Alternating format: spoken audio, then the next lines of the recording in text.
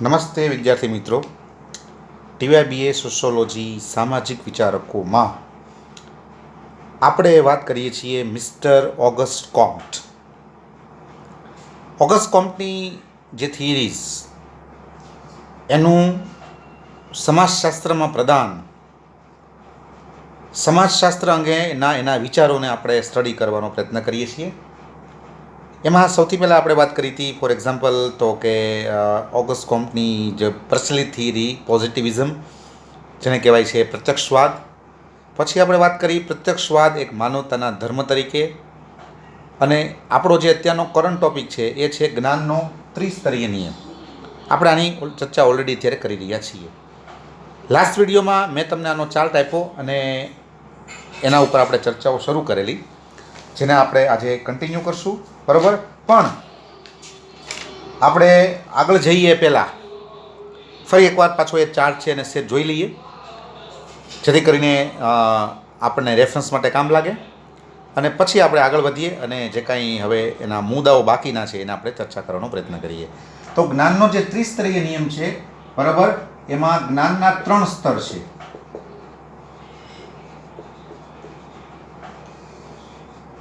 એમાં પહેલા આપણે વાત કરી ફોર એક્ઝામ્પલ ધાર્મિક સ્તર.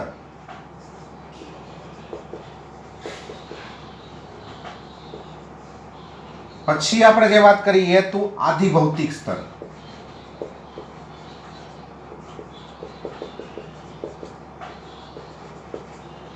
અને છેલ્લી જે આપણે હવે ચર્ચા કરવાની છે એ આપણે છે પ્રત્યક્ષ સ્તર.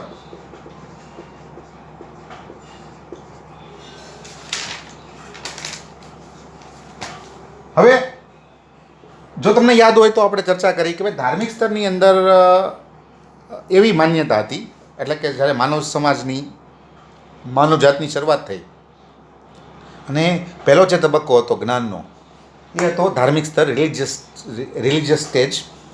અને એની અંદર એવી એક માન્યતા હતી કે ભાઈ ભગવાન દુનિયા ચલાવે છે, જે કાંઈ થાય છે એ ભગવાનની ઈચ્છાથી થાય છે. એને વિજ્ઞાનના દૃષ્ટિથી જોવા માટે કે પછી કોઈ બીજી દૃષ્ટિથી જોવા માટે પ્રયત્ન કરવામાં નહોતો આવતો. એવું હતું ભાઈ ભગવાન સર્વોપરી છે અને ભગવાન જે કરે છે એ પ્રમાણે જ તે થાય છે. સમગ્ર પ્રકૃતિ અને સમગ્ર જે પૃથ્વી છે એનું સંચાલન છે એ ભગવાન કરે છે. તો આવી માન્યતા હતી એ ધાર્મિક સ્તરમાં હતી. એટલે એ વખતે જે સમાજ વ્યવસ્થાનું સ્વરૂપ હતું એ હતું તો કે રાજા જે છે એ રાજાને ભગવાનનો પ્રતિનિધિ માની અને એને અનુસરવામાં આવતો. એ જે કાંઈ નક્કી કરે એને જ સર્વસંમતિથી સ્વીકારવામાં આવતું. રાજાની સામે થઈ ન શકાય, એના વિચારોની વિરુદ્ધમાં જઈ ન શકાય. એ ભગવાન જ છે અથવા ભગવાનનો પ્રતિનિધિ છે, ભગવાને મોકલેલો વ્યક્તિ છે એવું માની અને સમાજ વ્યવસ્થા છે એ ચાલતી હતી. પછી આપણે જ્ઞાનના બીજા તબક્કામાં પ્રવેશ્યા, એ હતો આધિભૌતિક સ્તર. એની અંદર પછી ભગવાનની જગ્યાએ અગોચર શક્તિ આવી. પછી એવું માનવાનું શરૂ થયું કે ભાઈ ખરેખર પૃથ્વીનું સંચાલન કે માનવજાતનું સંચાલન કોણ કરે છે, તો કે કોઈ અગોચર શક્તિ છે એ કરે છે. બરાબર. એક એવી શક્તિ છે કે જેણે આપણે બનાવ્યા છે અને જે સમગ્ર પૃથ્વી કે પ્રકૃતિનું સંચાલન કરે છે. તો એવી માન્યતા હતી એ આધિભૌતિક સ્તરમાં હતી. અને એ વખતે જે સમાજ વ્યવસ્થાનું સ્વરૂપ હતું એ કેવા પ્રકારનું હતું તો કે સૌથી પહેલાં જોવા જઈએ તો કાનૂની સત્તાનો આખો ઉદય થયો. પછી બીજા સંદર્ભમાં જોવા જઈએ તો જેને આપણે સામાજિક વ્યવસ્થા કહીએ છીએ, બરાબર, તો એ થોડીક સંગઠિત બની. સમાજના જુદા જુદા કાયદાઓ અસ્તિત્વમાં આવ્યા. સમાજમાં જુદું જુદું જેને કહી શકાય કે સત્તાઓ છે એનો ઉદ્ભવ શરૂ થયો. તો એ રીતે જોઈ શકીએ કે ભાઈ આધિભૌતિક સ્તરમાં એક અગોચર શક્તિ છે એ દુનિયા ચલાવે છે એવી માન્યતા છે એ ક્રિએટ થઈ. તો આપણે લાસ્ટ ટાઈમ આ બેની ચર્ચા ઓલરેડી કરી ચૂક્યા છીએ. હવે આપણે આજે જે વાત કરવાની છે એ છે પ્રત્યક્ષ સ્તર. બરાબર. જે ઓગસ્ટ કોમ્ટે જે પ્રત્યક્ષવાદ આપ્યો, પ્રત્યક્ષવાદ અથવા જેને આપણે પોઝિટિવિઝમ કહીએ છીએ એ જે આપ્યો, એના સંદર્ભમાં છે હવે આપણું લેટેસ્ટ છેલ્લું સ્તર, and that is a positive layer. બરાબર. Positive stage of the knowledge. તો એની અંદર શું છે એને આપણે સમજવાનો પ્રયત્ન કરશું. બરાબર છે. તો હવે આપણે વાત કરવાની છે પ્રત્યક્ષ સ્તરની.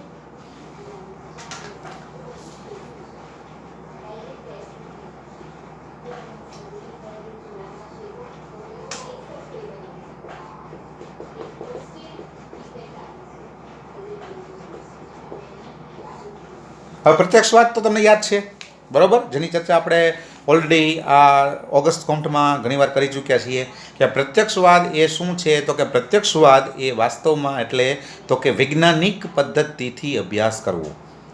કોઈ ઘટના, કોઈ તત્વ, કોઈ પણ પ્રકારની વસ્તુનો અભ્યાસ જો વૈજ્ઞાનિક દૃષ્ટિકોણથી કરવામાં આવે તો જ એનું વૈજ્ઞાનિક કે સાચું જ્ઞાન પ્રાપ્ત થાય અને તો જ એની પાછળ રહેલા કારણો સમજી શકાય અને તો જ એ અંગેના ઉપચારો કે નિદાનો આપણે નક્કી કરી શકીએ. તો પોઝિટિવિઝમ છે એ ઓગસ્ટ કોમ્ટની બહુ પ્રચલિત થિયરી છે. આ જે સ્તર છે એને વૈજ્ઞાનિક સ્તર તરીકે ઓળખવામાં આવે છે. According to mister Auguste Comte, Auguste કોમ્ટના મત પ્રમાણે આ સ્તર છે એ સ્તરને કહેવામાં આવે છે પ્રત્યક્ષ સ્તર. કારણ કે હવે આ સ્તરની અંદર આખો કન્સેપ્ટ કેવો આવ્યો, તો કે આ આખું સ્તર છે એની માન્યતા એવી હતી. જો પહેલાં માન્યતા કેવી હતી, તો કે ભગવાન દુનિયા ચલાવે છે. પછી માન્યતા કેવી આવી, તો કે અગોચર શક્તિ દુનિયા ચલાવે છે. બરાબર છે. અને હવે આ સ્તરની અંદર માન્યતા એવી ક્રિએટ થઈ, બરાબર છે, કે વૈજ્ઞાનિક સિદ્ધાંતો કે નિયમોથી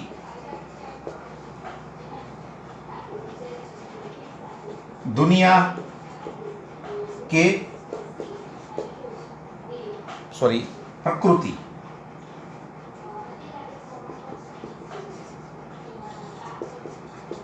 જો આ માન્યતા છે એ પ્રત્યક્ષ સ્તરની છે કે દુનિયા અથવા પ્રકૃતિ એ કોઈ અગોચર શક્તિ ચલાવતું નથી, પણ એ કુદરતી નિયમો કે વૈજ્ઞાનિક સિદ્ધાંતોથી ચાલે છે. વરસાદ છે એ કોઈ ભગવાન આપતું નથી, વરસાદ છે એ કોઈ અગોચર શક્તિ પણ આપતું નથી. વરસાદ એ એક સાયન્ટિફિક કહી શકાય એવા સિદ્ધાંતોથી મળે છે. એટલે પહેલાં એવી માન્યતા હતી, મેં વાત કરી ને ગઈકાલે તમને લાગે મારા લાસ્ટ વિડીયોમાં, કે ભાઈ ઇન્દ્ર રાજા છે તો એ વરસાદ આપે છે એવું માનવામાં આવે. પહેલા તબક્કામાં કેવું માનવામાં આવતું કે ભાઈ વરસાદના દેવતા ઇન્દ્ર રાજા વરસાદ છે એ આપે છે. પછી એવું માનવામાં આવ્યું કે ભાઈ વરસાદ છે એ કોઈ અગોચર શક્તિ દ્વારા આપણને મળે છે. અને હવે પ્રત્યક્ષ સ્તરમાં જેને ઓગસ્ટ કોમ્ટ એ વૈજ્ઞાનિક સ્તર તરીકે ઓળખે છે, બરાબર, સાયન્ટિફિક સ્ટેજ કે જેમાં બધું જે કંઈ તમે અભ્યાસ કરો બધું વૈજ્ઞાનિક પદ્ધતિથી કરો, ધાર્મિક દ્રષ્ટિથી કે કાલ્પનિક દ્રષ્ટિથી નહીં. તો એમાં કેવી માન્યતા છે, તો કે ભાઈ કોઈ ભગવાન કે કોઈ અગોચર શક્તિ વરસાદ છે એ આપતી નથી, પણ કુદરતી નિયમો જે છે, વૈજ્ઞાનિક જે સિદ્ધાંતો છે એના દ્વારા વરસાદ છે એ ક્રિએટ થાય છે અને આપણને મળે છે. મેં તમને ગઈકાલે મારા લાસ્ટ વિડીયોમાં તમને મેં કીધું ને કે ભાઈ ઉનાળો આવે એટલે ખૂબ ગરમી પડે એટલે સમુદ્રનું પાણી બાષ્પીભવન થાય અને ધીમે ધીમે ઉપર ચડે, ત્યાં વાદળાઓ બંધાય અને એ વાદળાઓ પછી જ્યારે વરસે એટલે આપણે ચોમાસું આવ્યું એમ કહીએ અને એ આપણને વરસાદ એ રીતે આપણને મળે. જો આમાં ભગવાને ક્યાંય નથી અને આમાં કોઈ અગોચર શક્તિ પણ નથી. આમાં શું છે, તો કે આમાં છે વિજ્ઞાન, આમાં છે સાયન્સ, આમાં છે વૈજ્ઞાનિક સિદ્ધાંત કે ભાઈ ગરમીથી પાણી ઉકળે એટલે વરાળ થાય, એ વરાળ ધીમે ધીમે ઉપર જાય. વરાળનો જવાનો જે સિદ્ધાંત છે એ વૈજ્ઞાનિક સિદ્ધાંત શું છે, ઉપર જાય અને ઉપર જાય એટલે પછી એના વાદળાઓ બંધાઈ જાય. એ વાદળાઓ પછી જ્યારે એ ઠરે એટલે એ પછી બધા પાછા વરસે, પાણી છોડે, and that is called raining, એને આપણે વરસાદ કહીએ છીએ. તો આ આખી જે સાયકલ છે એ સાયન્ટિફિક છે, એમાં ભગવાને ક્યાંય નથી અને એમાં ક્યાંય જેને કહી શકાય કે એમાં કોઈ અગોચર શક્તિ પણ નથી. તો આ સ્તરની અંદર એવી માન્યતા ક્રિએટ થઈ. આ એવું જ્ઞાનનું સ્તર છે કે જેમાં વિજ્ઞાનને મહત્ત્વ આપવામાં આવ્યું કે ભાઈ જે કાંઈ છે એ બધું વિજ્ઞાનથી છે, જે કાંઈ પ્રાપ્ત થાય છે એ બધું વિજ્ઞાનથી પ્રાપ્ત થાય છે. અને સમગ્ર પૃથ્વી, સમગ્ર માનવજાત, સમગ્ર પ્રકૃતિ આ બધું વૈજ્ઞાનિક સિદ્ધાંતો કે નિયમોથી ચાલે છે. દરેક પાછળ કાંઈક કારણ છે, માટે કાર્ય થાય છે. વરસાદ આવે છે એની પાછળ કારણ છે બાષ્પીભવન, માટે વરસાદ આવે છે. બાષ્પીભવન નહીં થાય તો વરસાદ નહીં આવે. તો આ સ્તર છે એને વૈજ્ઞાનિક સ્તર તરીકે ઓગસ્ટ કોમ્ટ ઓળખે છે, બરાબર. તો આ આખું સ્તર એ વૈજ્ઞાનિક દૃષ્ટિકોણથી જોવાનું સ્તર છે. સમાજના સંદર્ભમાં જોવા જઈએ તો સમાજમાં જે કાંઈ ઘટનાઓ બને એને વૈજ્ઞાનિક દૃષ્ટિકોણથી જોવામાં આવે તો જ એનો સાચો અભ્યાસ કરી શકાય, તો જ એનો સાચો ખ્યાલ મેળવી શકાય. તો આ સ્તર છે એને વૈજ્ઞાનિક સ્તર તરીકે ઓળખવામાં આવે છે. હવે આપણે જોઈએ કે આ આ વ્યવસ્થામાં, આ તબક્કામાં સમાજ વ્યવસ્થાનું સ્વરૂપ છે કેવા પ્રકારનું હતું. બરાબર. તો હવે આપણે વાત કરીશું સમાજ વ્યવસ્થાનું સ્વરૂપ.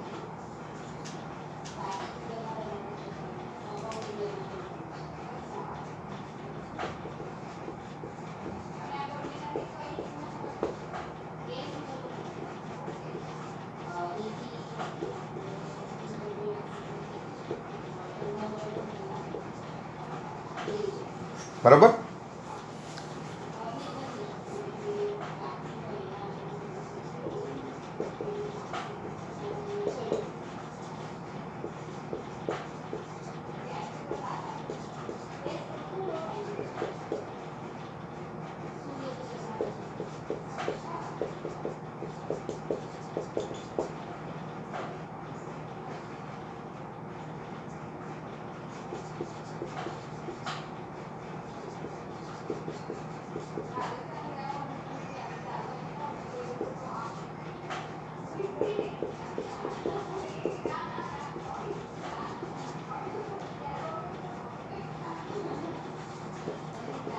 જો કોઈ પણ ઘટનાની સાચી સમજ મેળવવી હોય તો આવા તત્વોનો ઉપયોગ કરવો પડે. આ બધી સાયન્ટિફિક બધી મેથડ છે.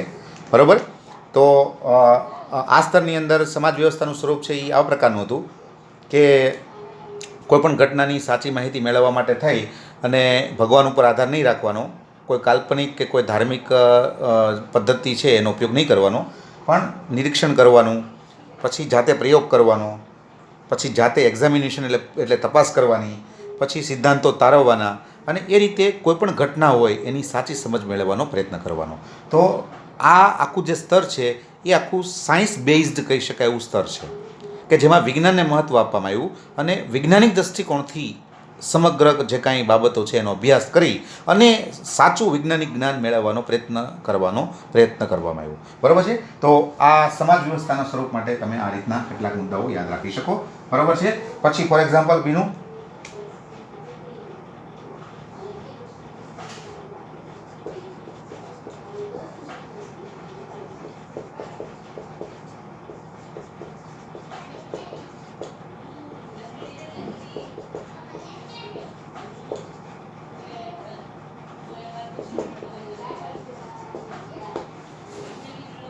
જો પહેલા તબક્કામાં એવું માનીને બેસી રહેતા કે ભાઈ આ તો ભગવાનનું દીધેલું છે, બરાબર, આપણે કાંઈ કરી શકીએ નહીં. પછી આપણે આગળ આવ્યા અને જ્યારે આપણે સેકન્ડ સ્ટેજમાં આવ્યા જ્ઞાનના, તો આપણે એવું માનવા માંડ્યા ભાઈ કોઈ અગોચર શક્તિની આ ઈચ્છા હશે તો આવું થાય છે. હવે જો જોવા જઈએ તો આ સ્તરમાં આવું માનવામાં નથી આવતું. ભગવાનની મહેરબાનીની રાહ જોઈને બેસી રહેવાતું નથી. જો અત્યારે કોરોના ચાલે છે તો વૈજ્ઞાનિકો એવું કંઈ માનીને બેસી નથી રહ્યા કે ભાઈ ભગવાન કંઈક કરશે ચમત્કાર, હાલો જવા દો. વૈજ્ઞાનિકો આજે સંશોધન કરવાનું ચાલુ કરી દીધું. રશિયા, અમેરિકા, ભારત, આ બધા દેશો છે એના વૈજ્ઞાનિકો જે છે, સાયન્ટિસ્ટો, એણે પ્રયોગ કરવાનું ચાલુ કરી દીધું, ટ્રાયલ ચાલુ કરી દીધી અને વિધિન એ શોર્ટ ટાઈમ ઓફ પીરિયડ રસી અથવા એની દવાઓ જે છે બજારમાં ઉપલબ્ધ થશે. ભગવાનની મહેરબાનીની રાહ જોઈને બેસી રહેવાનું નથી. ભગવાનનો કોપ અથવા ભગવાનની ઈચ્છા માનીને બેસી રહેવાનું એ આ સ્તરમાં નથી. બરાબર. જે કાંઈ પરિવર્તન છે એ પોતાના જ હાથમાં છે, આપણે જ કરી શકીએ. ભગવાન કાંઈ કરતો નથી. ભગવાન જેવું કોઈ તત્વ કાંઈ કામ કરતું નથી. એ જે કાંઈ કરતું હોય કદાચ આપણે માનીએ ભગવાન છે, પણ એ આપણા દ્વારા જ કરે છે, એટલે આપણે જ કરવાનું છે. ભગવાન ધારો કે છે એ ચમત્કાર કરવા માગે છે, પણ એ આપણા દ્વારા જ કરવા માગે છે, એટલે આપણે જ કરવાનું છે. આપણે ભગવાનની રાહ જોવાની નથી. તો પરિવર્તન માટે ઈશ્વરની મહેરબાની કે ઈશ્વરની રાહ જોવાનું એ આ સ્તરમાં નથી. અહીંયા એક જ વસ્તુ છે કે આપણે કામ કરો, બરાબર, પ્રયત્ન કરો અને એ રીતે સમસ્યાના ઉકેલો શોધો. તો પહેલાં જે સ્તર જે હતા બે, એમાં તો મેં તમને કીધું કે ભાઈ ભગવાનની રાહ જોઈને બેસીએ, ભગવાનનું જ માનવામાં હતું, ભાઈ ભગવાન કરે જ બધું. શીતળાનો રોગ છે, એ શીતળાનો રોગ તમે જોવા જાઓ તો એ તો ઘણા સમયથી હતો, પણ એને બધા એમ કહેતા કે ભાઈ એ ભગવાનનો કોપ છે. અને આપણે એના નામના માતાજી પણ ક્રિએટ કરી લીધા, ભાઈ શીતળા માતાજી, આપણે એની પૂજા કરીએ. શું કામ? તો કે એ આપણી ઉપર કોપાયમાન ન થાય અને આપણી ઉપર એની કૃપા વરસાવે, આપણને દૂર રાખે એનાથી. બરાબર. તો આપણે એને ભગવાનનું રૂપ આપી દીધું. પણ જે વૈજ્ઞાનિકો હતા એને વિચાર કર્યો કે ભાઈ એ કાંઈ ભગવાનનું કોઈ કોપ નથી. બરાબર. એ ભગવાનનો કોઈ કોપ નથી, એ કોઈ વિજ્ઞાનનો કોઈ સિદ્ધાંત પ્રમાણે એ આખો રોગ ઉત્પન્ન થયો છે, તો એને વિજ્ઞાનના સિદ્ધાંતો પ્રમાણે જ નાબૂદ કરવો જોઈએ. એટલે વૈજ્ઞાનિકોએ એની રસી શોધી.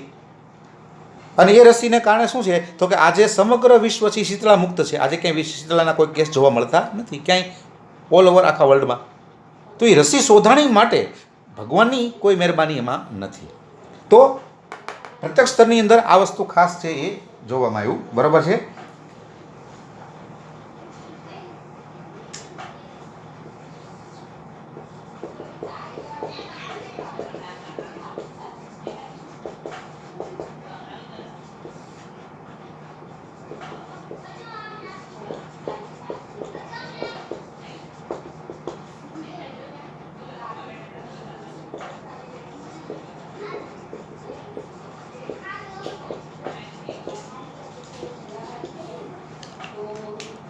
અને પછી મેં કીધું ને કે ભાઈ પછી એવું એક આખો આમાં કન્સેપ્ટ એક આખું વિચારણા આવી કે ભાઈ આપણે જો સુખી થવું હોય તો આપણે પ્રયત્નો કરવા પડશે. ભગવાન કાંઈ ચમત્કાર નહીં કરે અને ભગવાન કાંઈ આપણને સુખી નહીં કરે, આપણે જ પ્રયત્નો કરવા પડશે. એટલે નવી નવી વૈજ્ઞાનિક શોધખોળો થઈ. માનવ જાતને વધુને વધુ સરળ બનાવવા માટે કે સુગમ બનાવવા માટે થઈ અને જે આખો વૈજ્ઞાનિકોનો વર્ગ હતો એણે વિચારવાનું ચાલુ કરી દીધું કે ભાઈ આપણે માનવ જાતને કેમ વધુને વધુ સગવડતાઓ આપી શકીએ, કઈ રીતે એની સમસ્યાઓ ઉકેલી શકીએ. તો એની માટે થઈને વૈજ્ઞાનિક શોધખોળો થઈ અને જેને કહી શકાય કે અસંખ્ય વૈજ્ઞાનિક શોધખોળોને કારણે આજે તમે જોઈ શકો છો કે આજે આપણે એકદમ કમ્ફર્ટેબલ કહી શકાય એવી લાઈફ છે આપણે જીવીએ છીએ. બરાબર.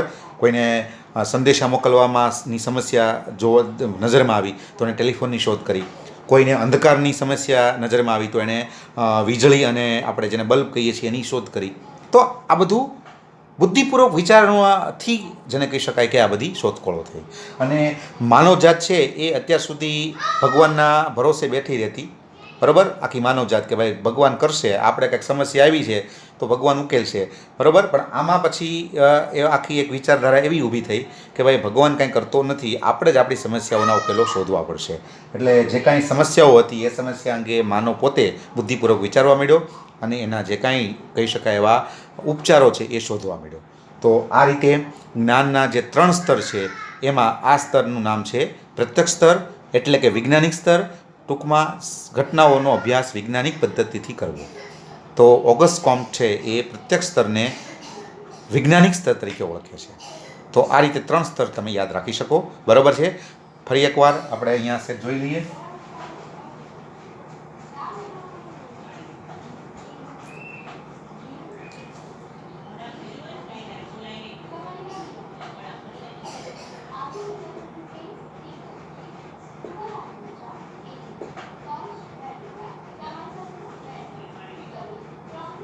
તો પહેલું ધાર્મિક સ્તર,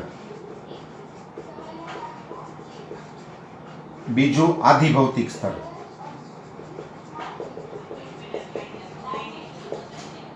અને ત્રીજું ફોર એક્ઝામ્પલ હમણાં વાત કરી પ્રમાણે પ્રત્યક્ષ સ્તર. અહીંયા ભગવાન દુનિયા ચલાવે છે એવી આખી બિલીફ છે.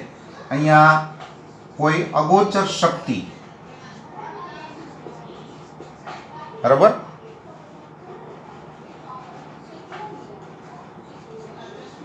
અને અહીંયા જે છે એ છે વૈજ્ઞાનિક નિયમો. જો આ તમને યાદ રાખવા માટે. બરાબર છે. આ ધાર્મિક સ્તર છે એની માન્યતા હતી ભગવાન દુનિયા ચલાવે છે. ભગવાનના ખ્યાલો આવ્યા, જડત્વવાદ, અનેકેશ્વરવાદ, એકેશ્વરવાદ, આવું બધું આમાં ક્રિએટ થયું. પછી આપણે બીજા સ્ટેજની વાત કરીએ. બીજું સ્ટેજ છે નોલેજનું. એની અંદર અગોચર શક્તિને મહત્ત્વ આપવામાં આવ્યું કે ભાઈ અગોચર શક્તિ દુનિયા ચલાવે છે. અને પ્રત્યક્ષ સ્તર છે એની અંદર પછી એવું એક જેને કહેવાય કે એક એવી માન્યતા ક્રિએટ થઈ કે ભાઈ ભગવાન અને અગોચર શક્તિ છે એને એક બાજુ મૂકી દો, ખરેખર તો સમગ્ર પૃથ્વી, પ્રકૃતિ, માનવજાત જે કાંઈ કહેતા હો એ બધું વૈજ્ઞાનિક નિયમોથી ચાલે છે. તો આ રીતે 3 સ્તર છે, 3 stages of the knowledge. Thank you.